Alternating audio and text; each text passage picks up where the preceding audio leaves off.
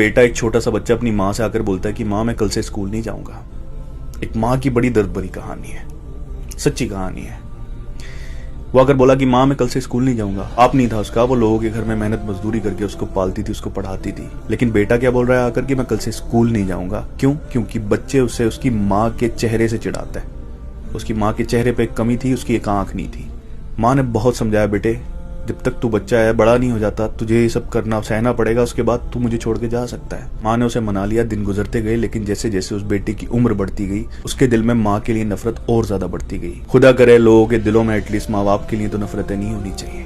वो जब बड़ा हुआ तो फिर शहर चला गया। मेहनत की कमाई से पैसा कमाकर पढ़ाई में लगाया गया था, उसकी माँ ने लगाया था, कामयाब हो गया, बड़ा आदमी बन गया।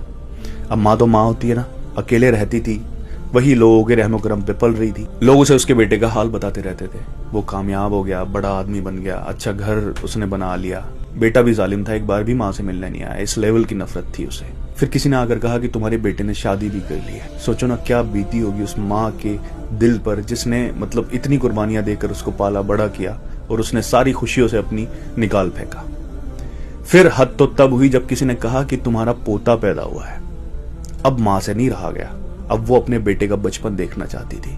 पता लिखवाया और निकल गई शहर के लिए।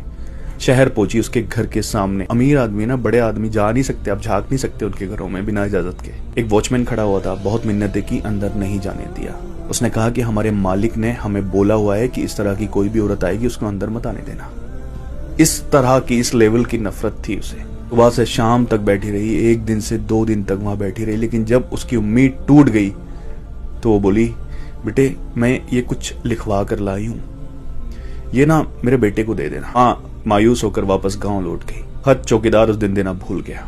अगले दिन उसने मालिक को दिया, और जब उसने वो खत पढ़ा ना कि बेटे इतनी नफरतें ठीक नहीं होती, तो पता है जिस कमी से मेरी तू चिढ़ता था उसकी कहानी बताती हूँ। बचपन में जब तू बच्चों के साथ खेल रहा था ना, किसी ने तुझे धक्का दिया और उसकी वजह से आंख में तेरी घाव हुआ और तेरी एक आंख चली गई। तब मैंने डॉक्टर की मिन्नतें की कि मेरे बेटे की आंख वापस कैसे आ सकती है। तब उसने कहा कि उसके बदले में आपको आंख देनी पड़ेगी।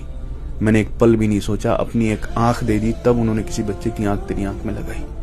ये जो मेरी आंख नहीं है ना, ये तेरी आंख की वजह से नहीं है, और तू हमेशा मुझे इस वजह से नफरत करता हुआ आया है। माँ। उसके पैरों के नीचे से जमीन निकल गई जैसे वो पड़ा। गाड़ी उठाई, गांव गया, लेकिन देर हो चुकी थी।